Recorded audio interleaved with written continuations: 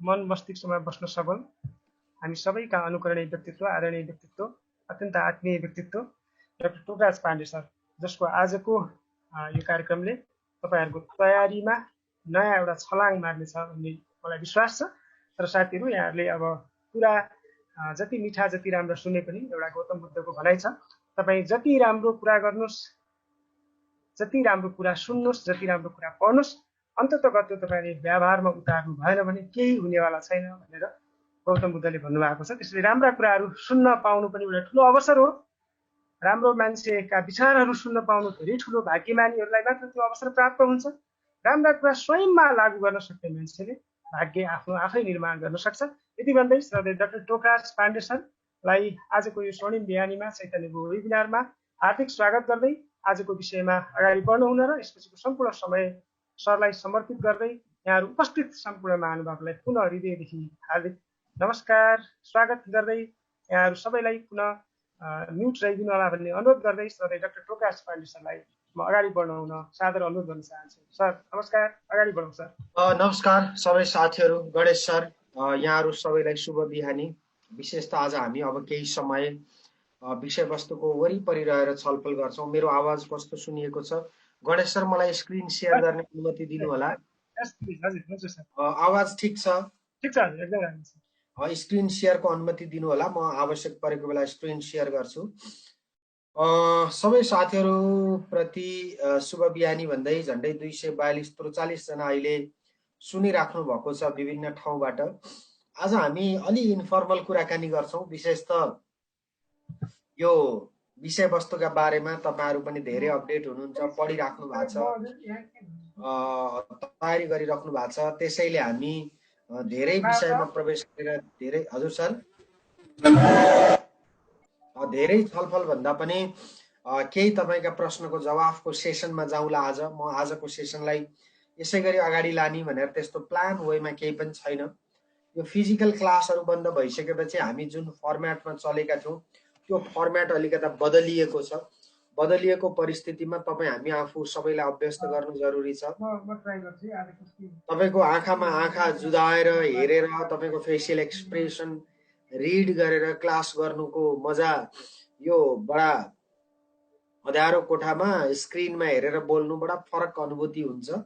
तैपनि परिस्थितिले जे जस्तो सृजना गर्छ त्यसैलाई आत्मसात गर्नुको विकल्प तपाई हामी मानिससँग छैन। अब विषयमा अगाडि जाउँ। अध्ययनको विषयमा मुख्य गरेर गणेश सरले भने जस्तै आज हामी दोस्रो, तेस्रो, चौथो पत्रहरू के कसरी लेख्ने भन्ने विषयमा छलफल गर्दै छौं।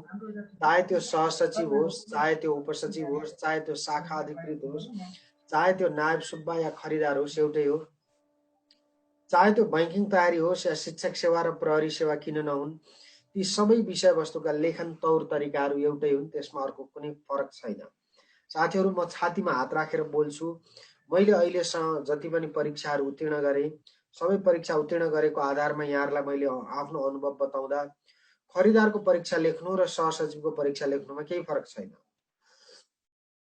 मान्छेलाई भ्रम के हुन्छ भने सहसचिव भनेको भयंकर हुन्छ, शाखा अधिकृत भनेको के हो, के हुन्छ, खरिदार भने त केही पनि हैन भन्ने भ्रम होला। त्यस्तो बिल्कुलै हैन। लेखन भनेको एउटै हो। त्यो लेखन चाहे त्यो स्कुल कलेजको लेखन किन नहोस् या तपाईको लोकसेवाको लेखन किन नहोस्, यिनीहरुमा धेरै तात्विक अन्तर चाहिँ छैन। तर विषय कहाँनेरि छ भने विशेष गरेर लोकसेवा आयोगको लेखनमा समय निर्धारित छ। छोटो समयमा अत्यन्तै तीव्र प्रतिस्पर्धा छ। 40-35 मार्क्स ल्याएर पास हुन सकिँदैन। त्यसैले अरु भन्दा अगाडि आउनका लागि पृथक ढंगको लेखन, पृथक ढंगको अभ्यासको जरुरी पर्दछ।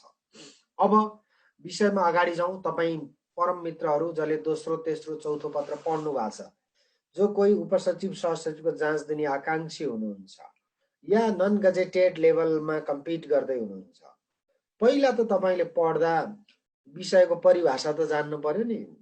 सार्वजनिक व्यवस्थापन अचाकली पढेको भेटिन्छ तपाईहरुलाई, तर सार्वजनिक what is the public management भन्यो भने पब्लिक म्यानेजमेन्टको डेफिनेसन दिन नसक्ने मित्रहरू धेरै हुनुहुन्छ। त्यसैले पढाइ भनेको परिभाषा हो।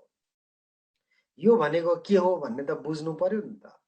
संघीयता यस्तो हुनुपर्छ उस्तो हुनुपर्छ, स्विजरल्यान्डमा यस्तो छ, अफ्रिकाको प्र्याक्टिस यस्तो छ, नेपालमा संविधानले यो भन्यो, दुनियाँ कुरा तपाईँलाई आउला। तर वाट इज द फेडरलिजम भन्दा तपाईँले फेडरलिजमको डेफिनेसन दिन नसकेको अवस्था हुन्छ। त्यसैले सर्वप्रथम मित्रहरू मेरो सादर अनुरोध छ, परिभाषा जान्नुहोस्। परिभाषा जति सक्दो थोरै शब्दमा विषयलाई बताउन सक्ने बन्नुहोस्। संघीयता भनेको राज्यको सिमानाभित्र गरिने फरक फरक सरकारको अभ्यास हो भन्न सक्नुहोस्। त्यहाँ धेरै शब्दहरू थोपरेर गलगाड ननिकाल्नुहोस्। सार्वजनिक व्यवस्थापन भनेको भनेर लेख्नु पर्दैन। सार्वजनिक सरकारका मामिलाहरूको सञ्चालन नै सार्वजनिक व्यवस्थापन हो, सकियो। फलानु छुट्यो कि भन्नु पर्दैन। परिभाषामा सबै कुरा समेटिन्छ भन्नु छैन, तर परिभाषाले इन्डिकेट गर्न सक्नुपर्छ। परम मित्रहरू, तपाईँलाई मेरो आजको शुभ बिहानीमा सादर अनुरोध छ, विषयको परिभाषा जान्ने बन्नुहोस्। तपाईँको सफलताको एक सिँढी उक्लिनु भयो। र सम्भव हुन्छ भने नोट कपीमा तपाईँले नोट गर्दाखेरि डेफिनेसन लिएर नोट गर्नुहोस्। टक्क डेफिनेसन, प्रत्येक युनिटको डेफिनेसन तपाईँसँग चाहियो। कहिलेकाहीँ सार्वजनिक व्यवस्थापन भनेको के हो, सार्वजनिक व्यवस्थापनका नवीन सिद्धान्तहरूबारे प्रकाश पार भन्ने प्रश्न आउन सक्छ। के हो भन्नेले केही मार्क्स क्यारी गरेको छ। यस्तो अवस्थामा तपाईँले एउटा मात्रै परिभाषा लेख्दा तपाईँलाई अरूले उछिन्ने सम्भावना बढी हुन्छ। त्यसैले त्यस्तो अवस्थामा तपाईँलाई 2-3वटा परिभाषा चाहिने कारणले परिभाषा लेख्दा या पढ्दा 2-3वटा परिभाषाको तयारी गर्नुहोस्। त्यो भयो भने तपाईँलाई धेरै सजिलो हुन्छ। नम्बर फर्स्ट, तपाईँहरू विषयमा क्लियर हुनु जरुरी छ। यदि तपाईँले आजको यो शुभ बिहानीमा यो कुरा भेट्न सक्नुभयो भने तपाईँ पास हुने पहिलो आधार तयार भयो। अन्यथा यो धेरै पढेर पढिरहेको छु भनेर कुनै अर्थ छैन। त्यसैले तपाईँले पढ्नु भएको छ भन्ने कुराको अर्थ त्यति बेला हुन्छ जति बेला तपाईँको नाम गोरखापत्रले छाप्छ, लोकसभाको भित्तामा आउँछ।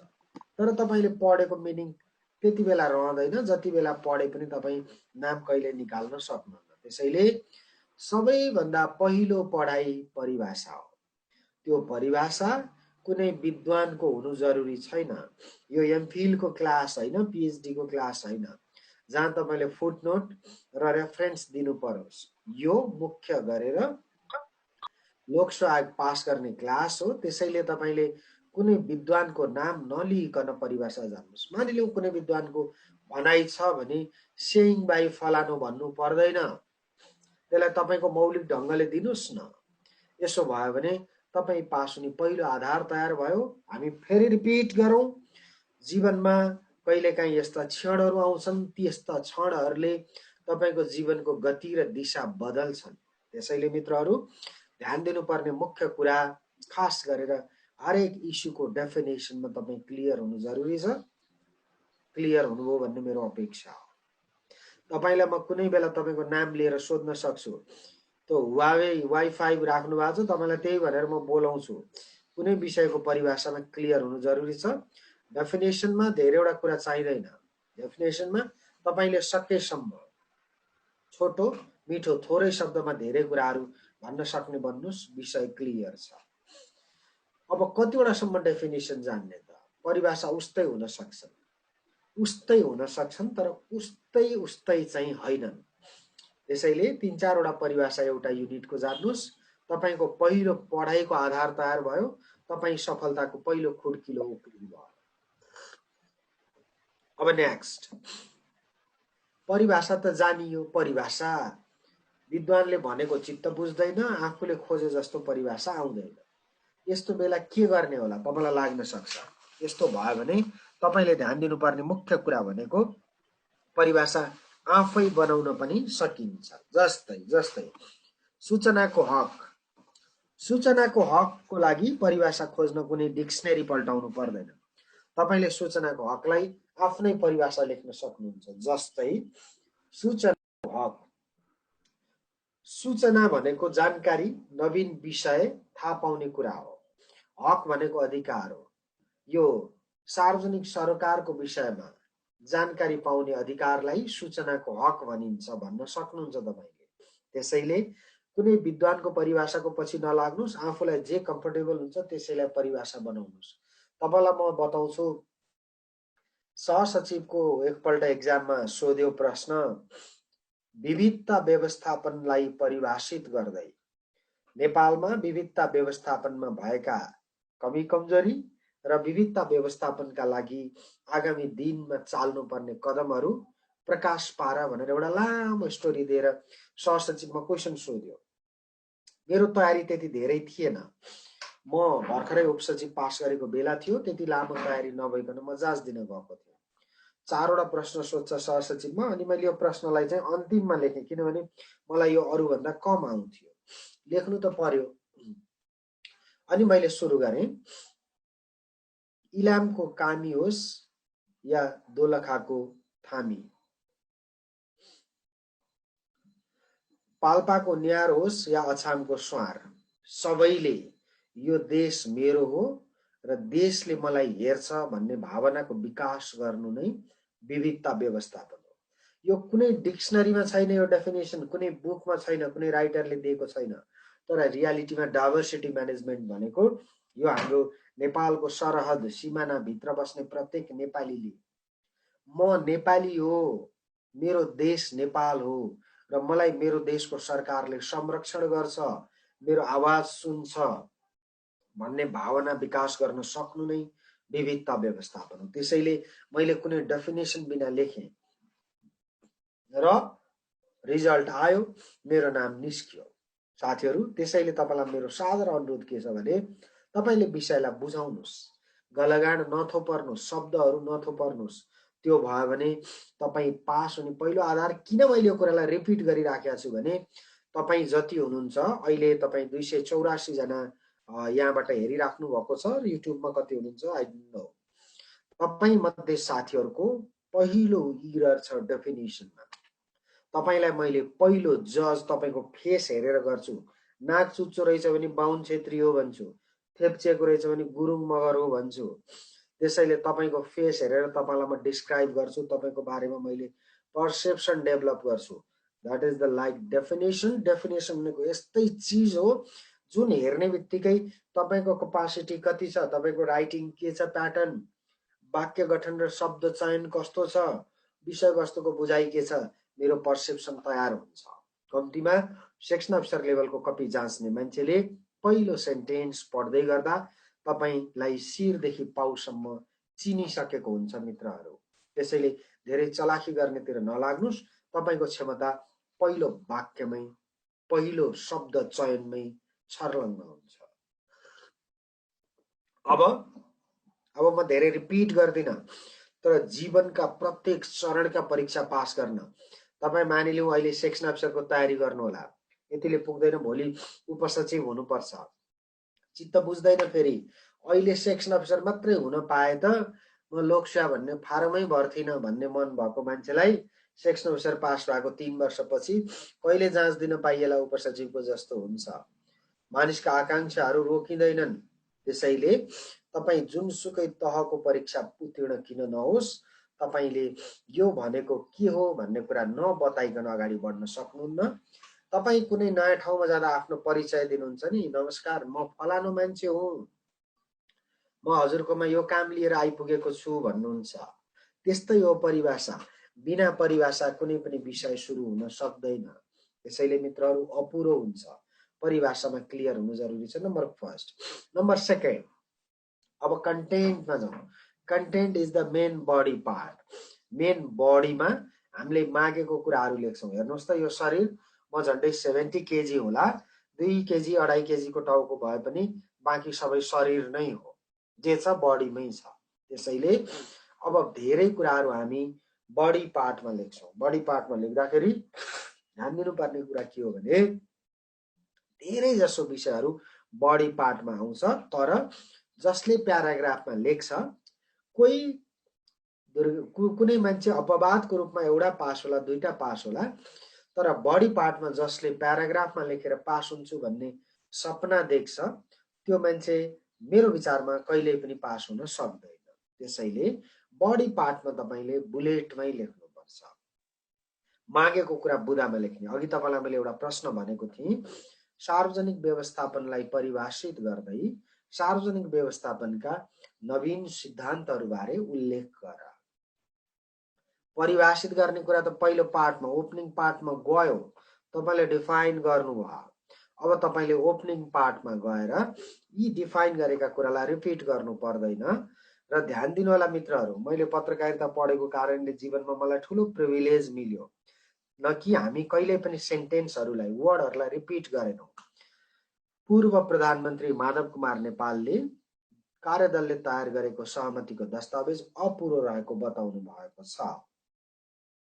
पूर्व प्रधानमन्त्री माधव नेपालले भनिदैन, उहाँले कार्यदलको प्रतिवेदनमा फलानु कुरा त्रुटि रहेको औल्याउनु भयो। यसरी भनिन्छ ताकि कुनै पनि कुरा कुनै पनि वर्ड फेरि रिपिट गरेको राम्रो हुँदैन।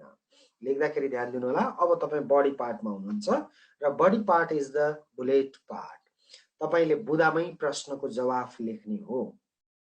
अब बुदामा प्रश्नको जवाफ लेख्दा तपाईले ध्यान दिनुपर्ने कुरा भनेको बुदा चयनले फेरि तपाईको क्षमता प्रष्ट हुन्छ।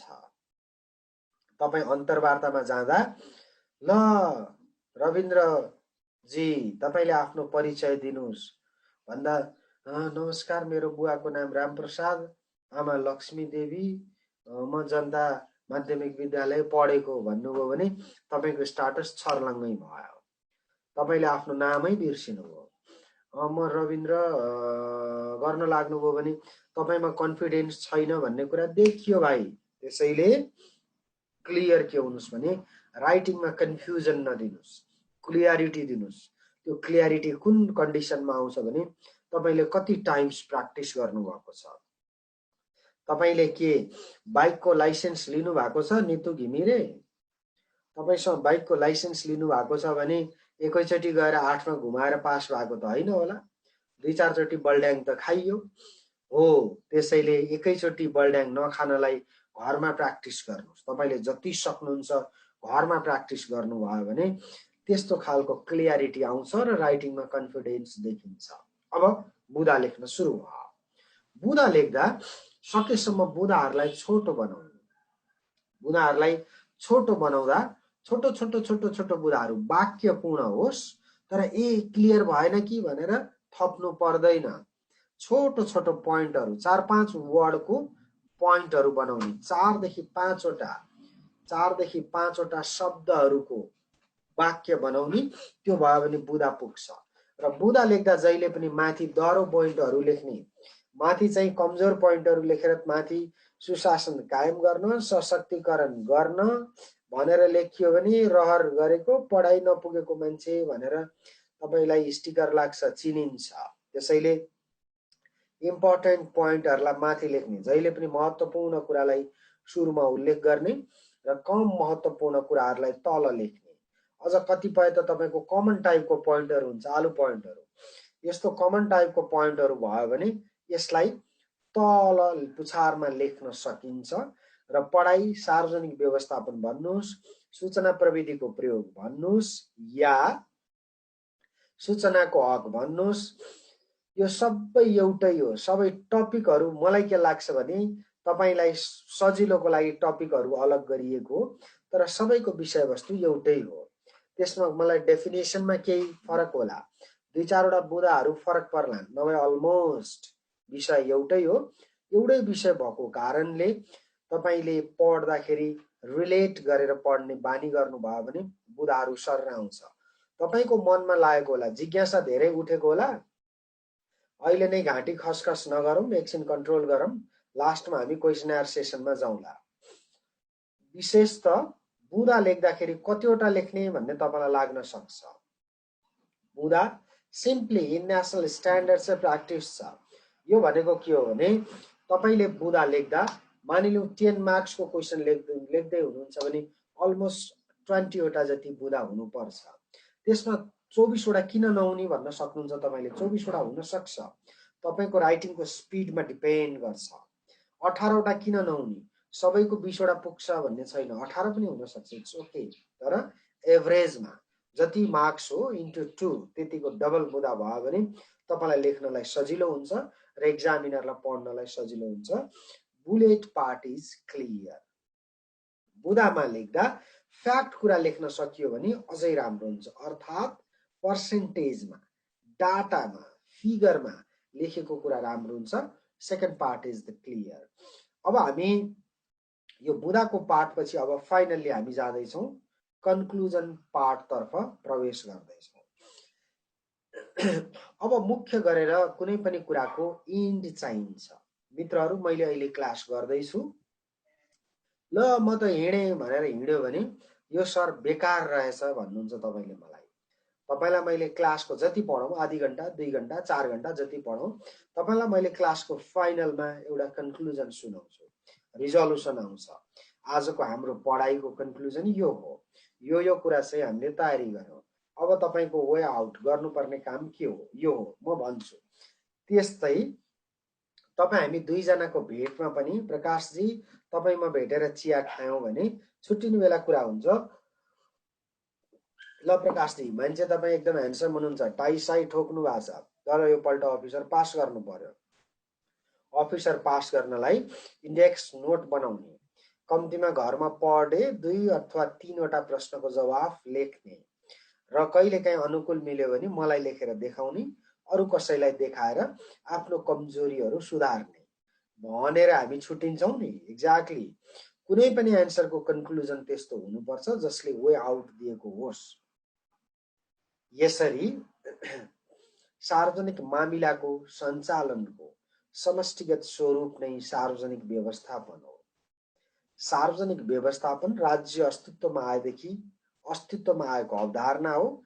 यसमा अनेक खोजी, आविष्कार र सुधारहरूले नवीनताहरूको दिशाबोध गरेका छन्, जसको फलस्वरूप पछिल्लो समय नयाँ सार्वजनिक व्यवस्थापन, नयाँ सार्वजनिक सेवा र नयाँ सार्वजनिक शासनको अवधारणा अगाडि आएको पाइन्छ।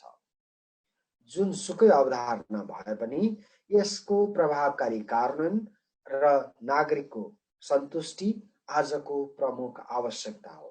तपाईले भन्न सक्नुहुन्छ यो भयो भने तपाईलाई सहज हुन्छ। यो वेबाट जान म अनुरोध गरेँ। स्क्रिन देखाइदिनु हो, स्क्रिन देखाइदिनु पर्दैन, म आफै स्क्रिन शेयर गर्छु। ओके, ल जाऊ।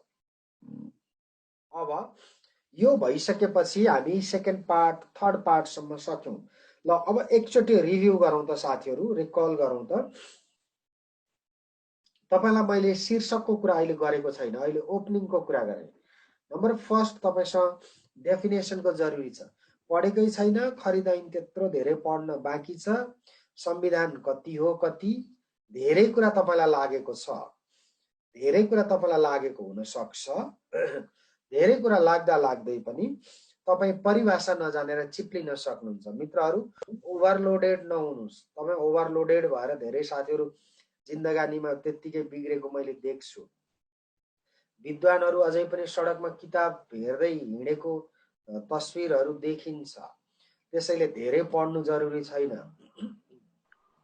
पढेको कुरा इन्टरनलाइज गर्नु जरुरी छ। नम्बर फर्स्ट, विषयवस्तु बुझेर लेख्न जरुरी छ। नम्बर सेकेन्ड, नम्बर थर्ड, कम्तीमा तपाईँ ग्रेजुएट हो, अफिसर हुँदै गरेको मान्छे, तपाईँ ग्रेजुएट भयो गरिसकेको मान्छेले भन्न खोजेको कुरा क्लियर भन्ने र तपाईले प्रश्न बताउन सक्नुभयो भने सफलताको आधार तयार हुन्छ। त्यसैले तपाईको लेखनमा क्लियरिटी चाहिन्छ। अब परिभाषा पार्ट सक्नुभयो। Second part is the bullet part or main body part, जसमा बुदामा प्रश्नको जवाफ लेखिन्छ। सुरुमा महत्त्वपूर्ण पोइन्टहरू, बीचमा ठिकै पोइन्टहरू र अन्तिममा कमन आलु पोइन्टहरू। सुशासन कायम गर्ने, पारदर्शिता बढाउने, पब्लिक अडिटलाई जोड दिने, नागरिकको सहभागिता बढाउने, गुनासो सुनवाई गर्ने, 360 डिग्री इभ्यालुएसन गर्ने, यस्ता आलु पोइन्टहरू लास्टमा लेख्दा हुन्छ, जहाँ पनि मिल्छ। अनि र फाइनल्ली तपाईले कन्क्लुजन लेख्नुहुन्छ। कन्क्लुजनमा तपाईले वे आउट दिन सक्नुपर्छ। माथि लेखेको कुरा रिपिट नगर्नुस् भनेर मैले एक्जाम्पल दिइसके। पूर्व प्रधानमन्त्री माधव नेपालले कार्यदलले तयार गरेको दस्तावेज त्रुटिपूर्ण रहेको बताउनु भएको छ। अब फेरि पूर्व प्रधानमन्त्री माधव नेपाल हुँदैन, नो रिपिटेसन। उहाँले मंगलबार सञ्चारकर्मीहरूसँग कुरा गर्दै प्रतिवेदनमा सबै पक्षलाई समेट्न नसकिएको उल्लेख गर्नुभयो। यो ढङ्गले गर्छौं। पत्रकारिताको भाषा यस्तो हो। यो जहाँ पनि जर्नलिस्टिक अप्रोच भन्छ, जहाँ पनि लागू हुन्छ। धेरै साथीहरू तपाईँ आफैले चिन्नुहुन्छ, म फेल हुन्छ भन्ने तपाईँलाई नै थाहा हुन्छ, मैले भन्नै पर्दैन। जसले सेन्टेन्स रिपिट गर्छ, अननेसेसरी कुराहरू थप्छ, बढी प्रश्न हात त्यसै हल्लाउँदै भन्न खोजे जस्तो प्रश्न पार्न खोज्छ, त्यो मान्छे चिप्लिन्छ। तपाईसँग अत्यन्तै थोरै शब्दहरू बोलिराखेको छु, म अत्यन्तै ढिलो बोलेको छु, तर मेरो शब्द चयन हेर्नुहोस् त, तपाईँले खोट लगाउने ठाउँ त छैन। म किन बोलिराखेको छु भन्दा लेखन पनि यही ढङ्गको गर्न जरुरी छ। सेन्टेन्स कम्प्लिट होस्, वाक्य पूर्ण होस्, शब्दहरूको चयन उपयुक्त होस्, अनावश्यक शब्दहरू नदोहोरियोन्। यति भयो भने तपाईँ पास हुन सक्नुहुन्छ मित्र। तपाईँ पास हुने मात्रै होइन, भोलि सेक्सन अफिसर भएर, सेक्सन अफिसर भनेको एउटा सेक्सनको तपाईँ हाकिम हो, एउटा सेक्सनको जिम्मा लिएर बस्न सक्नुहुन्छ। त्यसैले यो कुरामा विचार पुर्याउनु आजको जरुरी छ। यति ज्ञान तपाईले प्राप्त गर्नुभयो भने पास हुने सम्भावनाहरू बढेर गए, पास हुने ढोकाहरू खुले। विषय क्लियर। अब थोरै अगाडि बढौं। मसँग धेरै साथीहरू क्लास लिएको हुनु होला, कतिपय नलिएको हुनु होला। अब अलिकता मेरो अनुभव तपाईलाई काम लाग्छ, म शेयर गर्नै पर्छ। खास गरेर मलाई कुनै बेला कस्तो लाग्थ्यो भने तपाईलाई जस्तै हैन, लोकसेवा त पास गरिँदैन कि क्या हो, विषय त जटिलै छ त, मान्छे दारी नकाटेर पढ्या छन्, के हो यो, अलि गाह्रो पो हुन्छ कि क्या हो भन्ने लाग्थ्यो। म पनि केही समय भौतारिएँ। हजुर, जीवनमा मलाई असफलताका धेरै अनुभवहरू छन्। मैले 2067 मा सेक्सन अफिसर फेल भएको अनुभव लिएको छु। 2072 मा म उपसचिव फेल भएको अनुभव लिएको छु। 2073 मा मैले सहसचिव फेल भएको अनुभव लिएको छु। तर त्यही अनुभवले मलाई खार्दै ल्यायो र म जस्तो अत्यन्तै सामान्य विद्यार्थी, जसको विद्यालय लेभलको पढाइ अत्यन्तै औसत, अझ कम औसत थियो, यस्तो अवस्थाको मानिसले यस्तो सुनौलो बिहानीमा तपाईलाई म यति धेरै उपदेश दिइराखेको छु। यो खासमा के कारणले सम्भव भयो भने मैले यो गुह्य पत्ता लगाएँ। तपाई केही साथीहरुको फेस हेरिरहेको छु, मैले फेस देखाउनुस् है प्लिज, तपाईको रेस्पोन्स थाहा हुन्छ मलाई। तपाई अलिअलि हाँस्नु भएको छ, कोही मान्छे अलि इरिटेट भएको देखिन्छ, अनि मैले तपाईको फेस रिड गरेर सबैले देखाउनु पर्दैन, फेरि यो रिजोल्युसन बढी होला अनि ब्यान्डविड्थले कभरेज नदेला। डाटाबाट चलाउनेले त अफ गरे पनि हुन्छ, वाइफाई नहुनेहरुले। अनि यसले के गरायो भने तपाईको साइकोलोजी बुझ्न मलाई मद्दत गर्यो नि तपाईको फेस हेर्दा। त्यस्तै मैले एक्जामिनरको फेस रिड गरेँ, कपी चेक गर्ने मान्छेहरुको अनुहार कस्तो रहेछ त। म लोकसेवा आयोगमा पटक पटक जान्थेँ, त्यहाँका कर्मचारीको अनुहार हेर्थेँ, कपी चेक गर्न आउने जाने मान्छेहरुको स्पिड हेर्थेँ,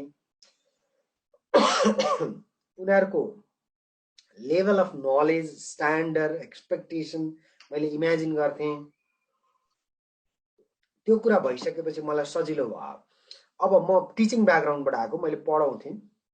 विशेष त मैले झन्डै झन्डै 2-3 वर्ष यो रेडियो भन्ने विषय खुब पढाएँ। अरे यो मास कम्युनिकेसन एन्ड जर्नलिजम भन्छ। यो जर्नलिजममा रेडियो पढ्नुपर्छ। पहिला चाहिँ रेडियो र क्यामेरा मात्रै थियो, अहिले टेलिभिजन पनि आएको छ। अनि म रेडियो पढाउँथेँ, कपी चेक गर्थेँ, क्वेसन सेट गर्थेँ। मेरो स्टुडेन्टबाट मैले के एक्सपेक्टेसन गर्थेँ त, त्यो इमेजिन गरौँ न। तपाईँ पनि सुजन घिमिरेजी टिचिङ ब्याकग्राउन्डबाट आएको होला, पढाउनु त पढाउनु भएको छ, कम्तीमा एसएलसी दिएर बस्या बेला केटाकेटीलाई ट्युसन भए पनि पढाउनु भएको छ। तपाईको एक्सपेक्टेसन के हुन्छ स्टुडेन्टबाट, यो कुरा थाहा पाउनुस् न। यही कुरा तपाईले एक्जामिनरलाई लेख्नुस् न। तपाईले अनावश्यक कुरा लेखेर हो क्या चिप्लिनु, त्यो भयो भने सकिन्छ। Number first. नम्बर सेकेन्ड, धेरै नबोल्नुस् न। नयाँ टिचर तपाईसँग पढाउन आयो भने साथीहरु, मित्रहरु, म आज तपाईलाई के भन्दैछु भने विशेष गरेर मुख्य कुरा भन्छ, के भन्छ, शब्द 50 वटा आउँछ, भन्न खोजेको कुरा खुल्दैन, प्रष्ट हुँदैन बोली। अलि प्रष्ट जिब्रो फड्कार्ने भन्छ नि, जिब्रो फड्कार्नै सक्दैन। त्यो किन हो भने क्लियरिटी नभएर हो। त्यसैले प्रष्ट बोल्ने मान्छेले प्रष्ट लेख्छ, यो कुरा हुनु जरुरी छ। तपाईहरुले सक्नुहुन्छ। मित्रहरू, मैले एक्जामिनरले के खोजेको हुन्छ, उलाई पनि कपी चेक गर्ने प्रेसर हुन्छ। झन्डै अराउन्ड 60 एजको मान्छे, ओल्ड एजको प्रेसर पनि हुन्छ। ननसेन्स कुराहरू पढ्नलाई टाइम हुँदैन।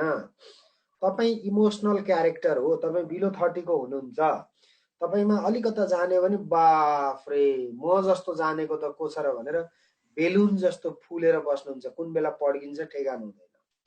अनि अनावश्यक कुरा दिन खोज्नुहुन्छ। तपाईको नलेजको लेभल, तपाईको नलेजको सोर्स त कम्तीमा त्यो कपी चेक गर्ने मान्छेलाई त थाहा हुन्छ नि। कम्तीमा फर्स्ट क्लासबाट रिटायर भएको मान्छे होला या फर्स्ट क्लास लेभलको मान्छे होला, त्यो भन्दा माथिल्लै मान्छे होला, उले त बुझेको हुन्छ नि त। बुझेको कारणले धेरै दिन नखोज्नुस् त, मागेको मात्रै दिने कोसिस गर्नुस्। विषय 2। विषय 3, हावादारी गफ जले पनि दिन्छ। नेपालमा गरिब पनि धेरै छन्, समस्या पनि धेरै छ, पूर्वाधार पनि भएन, खेती पनि भएन भन्नुको साटो नेपालको गरिबीको पर्सेन्टेज यति छ, टोटल यति पपुलेसन कृषिमा निर्भर छ र टोटल जीडीपीमा कृषिको योगदान यति छ भन्दा कति राम्रो हुन्छ भन्नुस् त। त्यसले डाटाबेस हुनुस्। अनि त्यो डाटाबेस हुँदा फेरि सुरुमा भनेको छु मैले, एमफिल को क्लास पनि हैन, पीएचडी को पनि हैन। डाटा लेख्दा को ब्राकेटमा इकोनोमिक सर्वे भनेर लेखिरहनु पर्दैन, यो एमफिल को टेस्ट हैन। तपाईले सोर्स कोड गर्नु पर्दैन, यो रिसर्च बेस आर्टिकल पनि हैन। तपाईले लेख्नुस्, पुग्यो, त्यो मान्छेलाई पनि थाहा हुन्छ यसले सर्वेबाट या योजनाबाट, यो डकुमेन्टबाट यसले लेख्यो भन्ने कुरा थाहा हुन्छ। त्यो ढंगले लेख्नु सकिन्छ। विषय 2, एक्जामिनरको साइकोलोजी बुझेर लेख्ने बानी गर्नुस्। अब नम्बर 3, एउटै कुरा सुन्दा बोर भयो। विष्णुराजजीले हाई काट्नु भएको छ, मैले देख्दै छु। एउटै कुरा सुन्यो भने बोरिङ हुन्छ। तपाईलाई बोरिङ हुन्छ भने एक्जामिनरलाई एउटै कुरा पढ्दा बोरिङ हुँदैन? मेरो पोइन्ट पाउनुभयो तपाईहरुले? एक्जामिनरले सबैको कपीमा सेम थिङ पढ्दा त्यो 60 वर्षको बुढो मान्छे कति इरिटेट होला। तपाई जस्तो जागिर पाए हुन्थ्यो भनेर जो यङ एजको मान्छे त हैन, बिहानै प्रेसरको दबाई, सुगरको दबाई खाएर आयो, अनि अर्को युरिक एसिड के रे युरिक अर्को कुनै दबाई खान छुटेछ भनेर पछुताउँदै आउँछ। बुढेसकालमा बिर्सिन सुरु हुन्छ, दबाई धेरै खानुपर्छ, बिर्सेर आएर इरिटेट भएको बेला सधैँ एउटै कपी काट्दा दिक्क हुन्छ। त्यसले एउटा फिगर बनाइदिनुस् न, एउटा कम्प्यारिजन चार्ट बनाउनुस् न। Public administration and public management, public administration र पब्लिक म्यानेजमेन्ट बीच तपाईले कम्पेयर गर्ने चार्ट बनाइदिनु भयो भने कति सजिलो हुन्छ। फिल्म हेर्दाखेरि बीचमा तपाईको गोविन्द र रेखाको डान्स आए जस्तो हुन्छ क्या, इन्ट्रेस्टिङ हुन्छ। त्यसैले यो बलिउडको फिल्महरुमा म्युजिक किन राख्छ, हलिउडमा किन हुँदैन भने बोरिङ नहोस् भनेर बनाएको हो। त्यसैले एउटा फिगर बनाइदिनुस्, कस्तो राम्रो हुन्छ। बीचमा कुनै एउटा भनाइहरु, सेइङ बाई फलानु चाहिदैन, तर अलि मन पसन्द वर्डहरु हाल्नुस् न। संघीयता हाम्रो रहर मात्रै नभई विश्वव्यापी लहर समेत हो भन्नुस् न। त्यो माधव घिमिरेले यसरी होस् मरण भनेर लेखेको कविता जस्तो बन्छ। त्यसैले कम्तीमा राम्रा वर्डहरु, राम्रा सेन्टेन्सहरु बीच-बीचमा दिनुस्, त्यसले आकर्षण बढाउँछ। पढ्ने मान्छे एक्जामिनर इरिटेट हुँदैन। यो चाहिँ मसला हो। फिल्म बनाउँदा मसला युज हुन्छ नि, जोनी लिभर वा रामगोपाललाई ल्याएर राजगोपाललाई ल्याएर कमेडी सिन गरेर राखे जस्तो यो चीज पनि जरुरी छ। यस्तोलाई भन्छ पास हुने मसला। नम्बर नेक्स्ट, अब विषयको ज्ञान त चाहियो नै। क्वेशन यही डाइरेक्टली सोध्छ भन्ने त हुँदैन, क्वेशन घुमाएर पनि सोध्न सक्छ। क्वेशन घुमाएर पनि सोधेको खण्डमा त्यसको जवाफ दिनका लागि तपाईसँग तथ्य, तथ्याङ्क, फ्याक्ट, फिगरहरु हुनु जरुरी छ। तथ्य, तथ्याङ्क र फ्याक्ट, फिगरहरु भनेको त्यो कहाँबाट आउँछ, कहीँबाट आउँदैन। बजारमा पढाउन हिँडेका साथीहरु पनि मैले हेर्छु, कतिपय साथीहरुले तपाईलाई आएर पढाइरहनु भएको छ। बिचरा रातभरि त्यही योजनाको डकुमेन्ट घोकेर, त्यही इकोनोमिक सर्वे घोकेर, आर्थिक विकासका पक्षहरु, आर्थिक मामिलाहरु के छ पढाउनु पर्या छ। त्यही हो, तपाईँले घोक्दिनुस् न, तपाईँले किन नघोक्नु। त्यसैले तपाईँले यी डाटाहरूमा तपाईँ अपडेट हुनै पर्छ। र पढ्ने साथीहरू लगानी नगरी प्रतिफल पाइँदैन। लगानी नगरी प्रतिफल नपाइने कारणले लगानी भनेको के हो भने तपाईँसँग हुनुपर्ने डकुमेन्ट भनेको, अलि लाइटली डिस्टर्ब गर्यो मैले पर्दा तानिदिएँ, तपाईँसँग हुनै पर्ने डकुमेन्ट भनेको कम्तीमा योजनाको बुक तपाईँसँग हुनै पर्छ। किन्न नडराउनुस् न। सेक्सन अफिसर हुने लक्ष्य लिएर हिँडेको मान्छेले 2000 रुपियाँको किताब किन्न खुट्टा कमाउनुहुन्छ भने तपाईँ सेक्सन अफिसर हुनका लागि योग्य हुनुहुन्न, बुझिराख्नुहोस् कुरा। लगानी नगरी जसले प्रतिफलको अपेक्षा गर्छ दरबार नछोडी बुद्ध हुन्छु भने जस्तो। त्यसैले योजनाको डकुमेन्ट तपाईँको सिरानीमा हुनुपर्छ। साउन्ड इको आयो। नम्बर 2 तपाईसँग बजेटको बुक हुनुपर्छ। नेपाल सरकारले यो वर्ष के गर्ने त भनेका सबै सरकारका कार्यक्रमहरू त्यही बजेटमा छन्। बाटो कति बनाउने, गरिबलाई कति सुविधा दिने, कृषिमा कति प्राथमिकता र बजेट दिने, बजेटमा भएको कारणले सरकारको पोलिसी डकुमेन्ट हो। बजेटमा तपाईँ अपडेट हुनुपर्छ। फरेन एड कति लिने, फरेन एडमा पनि लोन कति लिने, सब्सिडी कति लिने, ग्रान्ट कति लिने, यो चिजहरू बजेटमा हुन्छ, तपाईँ अपडेट हुनै पर्छ। नम्बर 3 जीवनमा मलाई ठुलो पढाइमा लेखाइमा परिवर्तन गर्नमा कुनै चिजको योगदान छ भने त्यो आर्थिक सर्वेक्षणकै हो। इकोनोमिक सर्वेमा जस्तो फ्याक्ट बेस्ड डेटा हुने नेपालमा कुनै पब्लिकेसन छैन। त्यसैले आर्थिक सर्वेक्षण तपाईँ थरोली पढ्नुपर्छ, नोट गर्नुपर्छ र आर्थिक सर्वेक्षणको बुक तपाईँसँग हुनै पर्छ। संस्थान कति घाटा कति नाफा त्यही छ, कति संस्थानले कति डिभिडेन्ड दिए त्यही छ। यो चिजमा तपाईँ अपडेट हुनै पर्छ। लेख्दाखेरि यहाँ सुरु गर्नुहोस्, उद्योग भनेर लेख्नुहोस्। उद्योग नेपालमा कति इन्डस्ट्री छन्, इन्डस्ट्रीमा कति मान्छेले जागिर पाएको छन्, जीडीपीमा कन्ट्रिब्युसन कति छ, मुख्य उद्योग के हुन्, डाइरेक्टली एफडीआई आएका इन्डस्ट्रीहरू कुन कुन हुन्, इन्डस्ट्रियल एरियाहरू के छन्, उद्योगका मेन प्रब्लमहरू के हुन्, च्यालेन्जेसहरू के हुन्, अहिलेको नीति संस्था विद्यमान व्यवस्थाहरू के छ, अब वे फरवर्ड अब सुधार गर्ने बाटो के हो, यो ढङ्गले लेखेर पढ्नुहोस्। अर्को पेज पल्टाउनुहोस्। कृषि टोटल कति ल्यान्ड कृषि योग्य छ, कति पपुलेसन डिपेन्ड छ कृषिमा, जीडीपी को कन्ट्रिब्युसन कृषिको कति छ जीडीपीमा, तपाईको मुख्य बालीहरू के हुन्, कृषिका च्यालेन्जहरू के हुन्, अपर्च्युनिटीहरू के छन्, थ्रेटहरू के हुन्, यो विषय पढियो कृषि। नेक्स्ट जानुस् पर्यटन।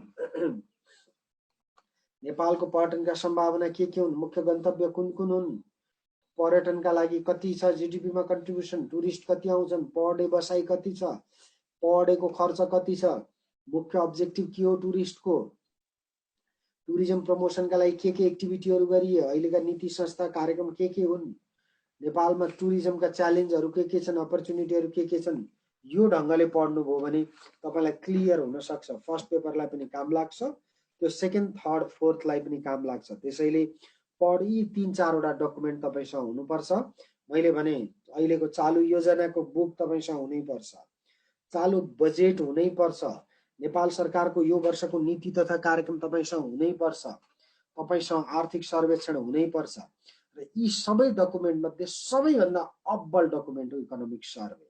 इकोनोमिक सर्वे कण्ठ गरिदिनु न, सकिन्छ। अब नम्बर नेक्स्ट, यो बाहेक तपाईलाई चाहिने इसेन्शियल डकुमेन्टहरुमा नेपालको संविधान, निजामती सेवा सम्बन्धी कानुन, अन्य क्षेत्रगत खरिद ऐन लगायतका क्षेत्रगत कानुनहरुका ओरिजिनल बुक चाहिन्छ। गाइड लेख्नेले अल्छी पाराले लेखिदिएको किताब भएर तपाईलाई चल्दैन, यो कुरालाई ध्यान दिनु तपाईलाई जरुरी छ। मित्रहरु, यी चीज सिरानीमा भएर मात्रै पुग्दैन, रजिस्टरमा यी विषयहरुको बारेमा तपाईले लेख्नुस्। ल सन्दीप थापाजी इकोनोमिक सर्वे पीडीएफ मा डाउनलोड गरिदिनु भएको छ, उहाँ एकदमै ज्ञानी हुनुहुन्छ मान्छे, तपाईहरुले यहाँ कमेन्टमा त्यो देख्नुहुन्छ। साथीहरुलाई थ्यांक यू। यो चीजहरु सरसर्ती हेर्नुभयो भने तपाईलाई एकदमै सजिलो हुन्छ मित्रहरु। अब अगाडि बढौं। कसैले खरिदारको चक्करमा लाग्नु भएको छ, तपाईको खरिदार पनि यही हो मित्र, खरिदार र सहसचिव एउटै हो, त्यति बुझ्नुभयो भने पास भइन्छ, नभए यो खरिदार हुने सपना पनि सपनै हुन्छ।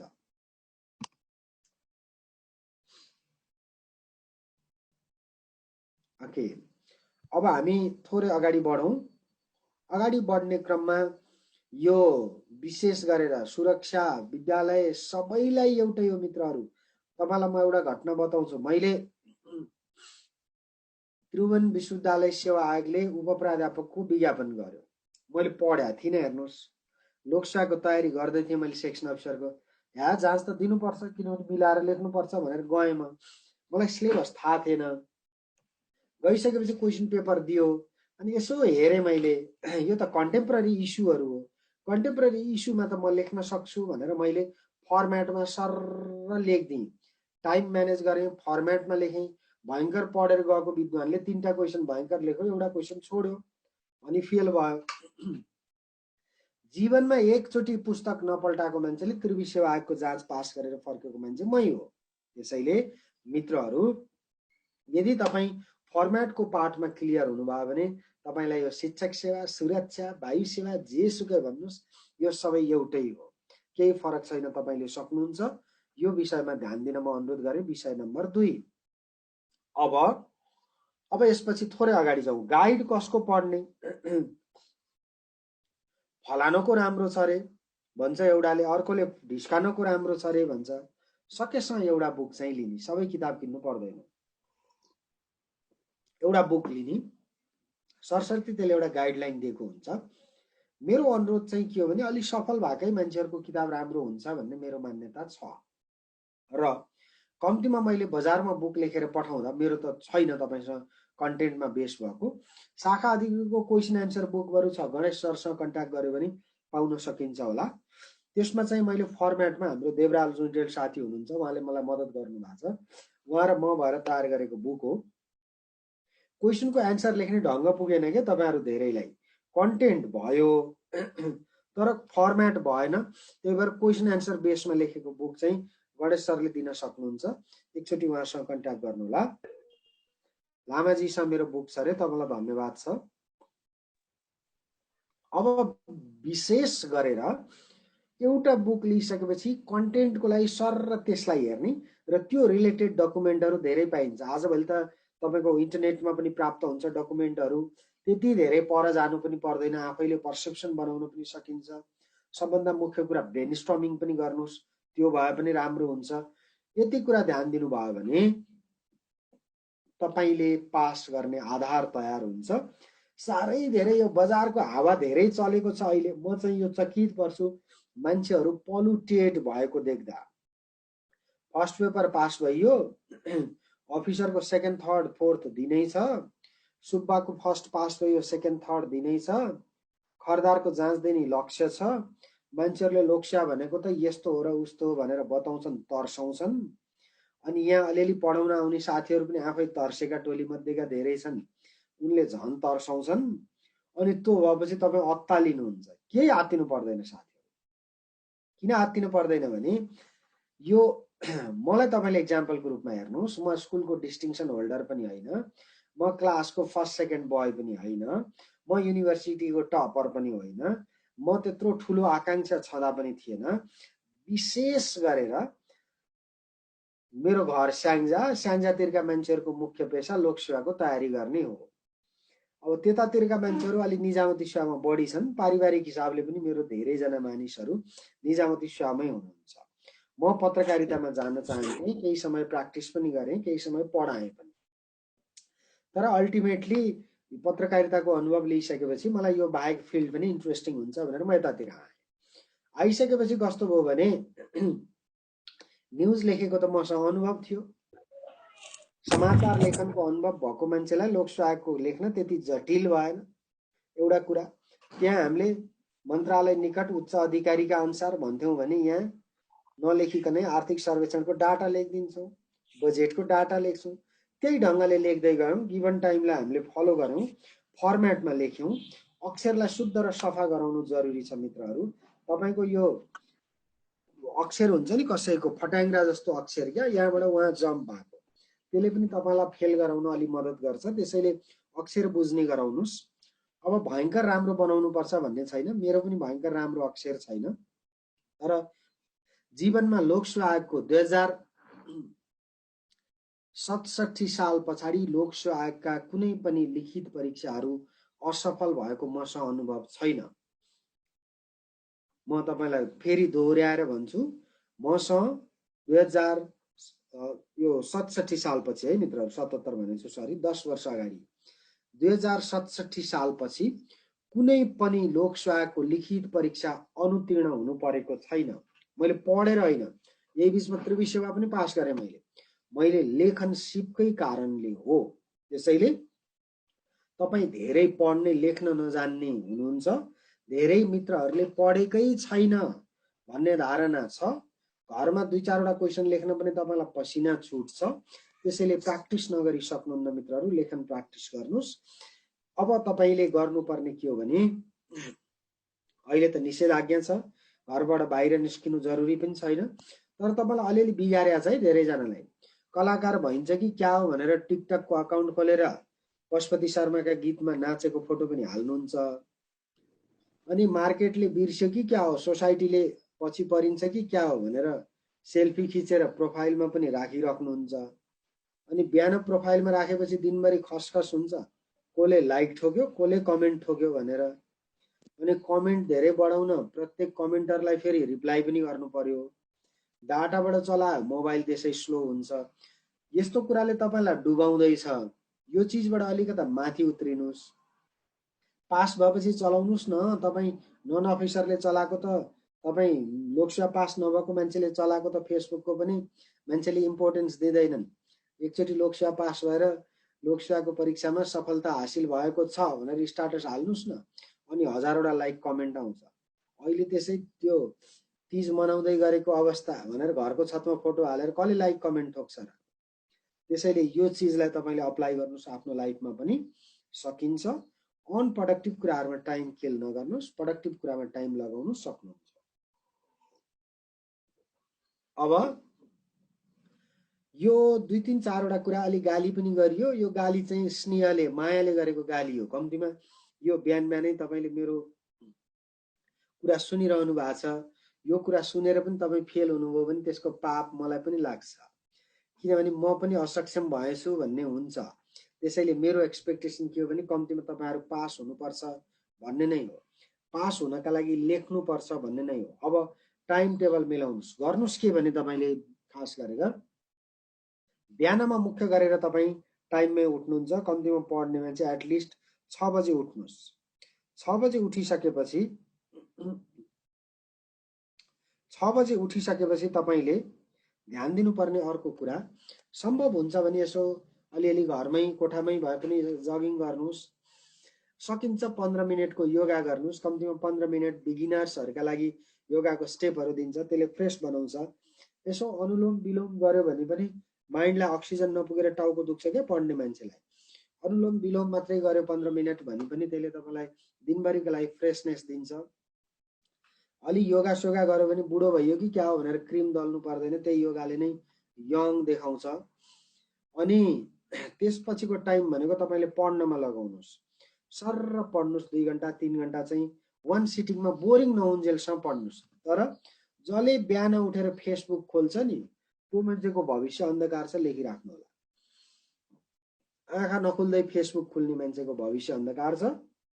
तपाईलाई आजको दिनले प्रेरणा दियोस्, बिहान उठेर फेसबुक हैन किताब खोल्न मन लागोस्। 2 घण्टा 3 घण्टा जति तपाईलाई कम्फर्टेबल हुन्छ, तपाईलाई बोरिङ नहुन्जेलसम्म बुक पढ्नुस्। अनि बुक पढिसकेपछि सर्र पढेको विषयमा पुरानो क्वेशनहरु खोज्नुस् र कम्तीमा बिहान 2टा क्वेशनको आन्सर लेख्नुस् न।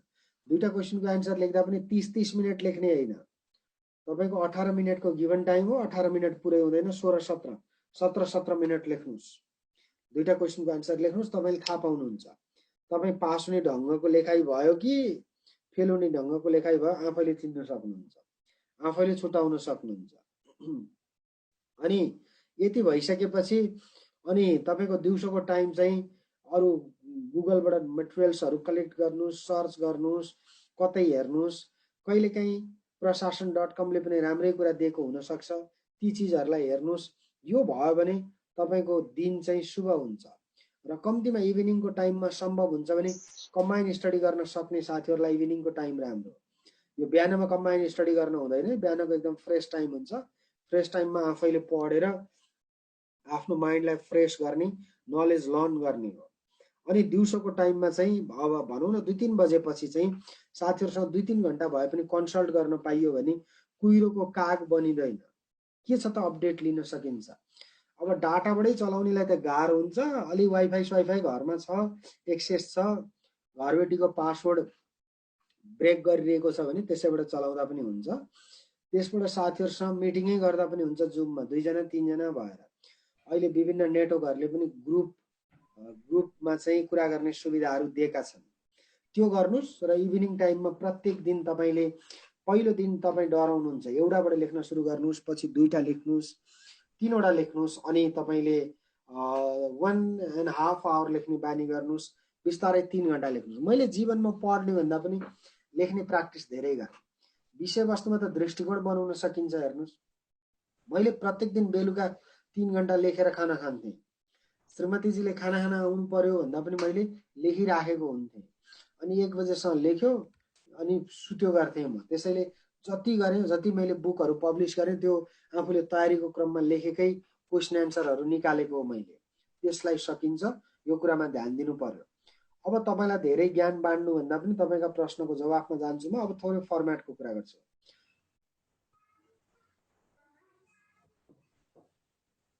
सरी सर, म्युट भएछ हजुरको। एकैछिन सर। सर हजुरको म्युट अनम्युट गर्छु न हजुर।